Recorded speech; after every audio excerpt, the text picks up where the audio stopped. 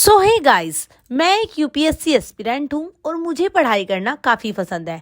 इसीलिए शादी के बाद भी मैं अपनी पढ़ाई करती हूँ और आज मैंने 12 घंटे पढ़ाई करने का चैलेंज लिया है, जिसको मैंने 4-4 घंटे में डिवाइड करा है।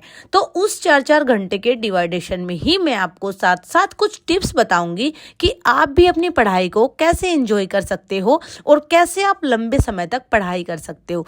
तो सबसे पहले आपका जो रात्रि का भोजन होता है वो आपको बहुत ही हल्का लेना है, यानी आपको रात्रि में बिल्कुल हल्का खाना खाना है जिससे आपको ज़्यादा नींद ना आए।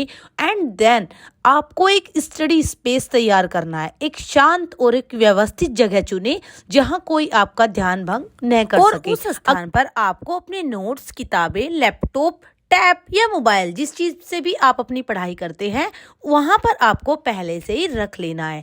अब बात आती है टाइम टेबल की। तो आपका जो टाइम टेबल होता है उसको आप छोटे छोटे घंटों में डिवाइड करिए, यानी ऐसा नहीं कि आप पढ़ते ही रहेंगे, आपको छोटे छोटे पार्ट में डिवाइड करने पड़ेगा। अब मेरा जो 4-4-4 का रूल है उसमें ऐसा नहीं है कि मैं 4 घंटे कंटिन्यू पढ़ती हूँ। बीच में मैं एक छोटा सा टी ब्रेक लेती हूँ, बीच में कुछ स्नैक्स भी हो जाता है, लेकिन मुझे अपने व्लॉग में स्टडी के अलावा फालतू की चीजें घुसेड़ने का कोई शौक नहीं है।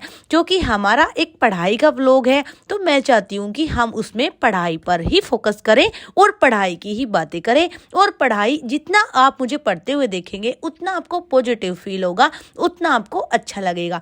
तो आपको छोटे छोटे हिस्सों में अपनी पढ़ाई को बांट लेना है, जिसे हम पोमोडोरो टेक्निक भी कहते हैं। 25 मिनट पढ़ाई कीजिए, 5 मिनट का ब्रेक लीजिए और हर 4 सत्र के बाद 20 से 30 मिनट का आप एक लंबा ब्रेक ले सकते हैं। आपको अपने सब्जेक्ट की प्लानिंग पहले से कर लेनी है, यानी आपको कौन सा विषय पढ़ना है जी आपको पहले से पता होना चाहिए। तो कठिन विषय पहले और आसान विषय बाद में पढ़े, इतना तो आप पहले से जानते ही होंगे। क्योंकि कठिन विषय जब हम पहले पढ़ लेते हैं तो आसान विषय को पढ़ने के लिए हमारे पास मोटिवेशन खुद से ही आ जाता है। पढ़ाई का एक उद्देश्य तय करें, हर घंटे के लिए एक टारगेट रखें, एक लक्ष्य निर्धारित करें। यानी आप पढ़ाई कर रहे हैं लेकिन आप क्यों कर रहे हैं, आपका ये उद्देश्य निश्चित होना चाहिए। अगर ये निश्चित होगा तो आपको पढ़ाई करने से कोई नहीं रोक सकता। आप हाइड्रेटेड रहिए, यानी हर घंटे आप पानी पीते रहिए और जितना आप व्यायाम करेंगे, हल्का फुल्का स्ट्रेचिंग करेंगे, वो भी आपकी पढ़ाई में आपके लिए फायदेमंद होगा। हेल्दी स्नैक्स जैसे फल, फ्रूट्स, नट्स बीच बीच में आप इन्हें भी खा सकते हैं। हमारी पढ़ाई के दौरान हमारा ध्यान हटाने की जो सबसे अहम भूमिका निभाता है, जिसे हम मोबाइल कहते हैं, उसे आप या तो साइलेंट कर दीजिए या खुद से दूर कर दीजिए। सोशल मीडिया का प्रयोग आप केवल स्टडी एप्स का यूज करने में ही कर सकते हैं। यानी उदाहरण के तौर पर अगर आपको यूट्यूब पे किसी अध्यापक की क्लास करनी है तो आप सोशल मीडिया का इस्तेमाल कर सकते हैं, अन्यथा आप अपने मोबाइल फोन को खुद से दूर रखिए। छोटे छोटे ब्रेक में आप पॉजिटिव सोचिए, अपने परिवार के किसी सदस्य से आप बात कर सकते हैं या फिर आप थोड़ा सा संगीत सुन सकते हैं। हर 2-3 घंटे में आपको अपनी स्टडी को पहचानना है, आपने आज क्या सीखा है, आपने आज क्या जाना है, और चैलेंज के अंत में पूरे दिन की उपलब्धियों का आपको विश्लेषण करना है कि आपने 12 घंटे में कितना सीखा है। और लास्ट में आपको एक चीज बोलना चाहूंगी कि आपको अपनी सीमाओं को खुद ही तय करना है, यानी आपको अपनी सेहत के साथ बिल्कुल भी खिलवाड़ नहीं करना है।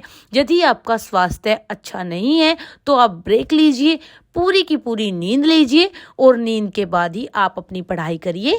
क्योंकि अगर आपकी सेहत आपका साथ नहीं देगी तो पढ़ाई करने का कोई फायदा नहीं होगा। इसीलिए आप अपनी सेहत को ध्यान में रखते हुए अपने घंटे एक तरह से मेजर कीजिए और साथ में अच्छे से प्रोडक्टिव रहकर आप पढ़ाई कीजिए।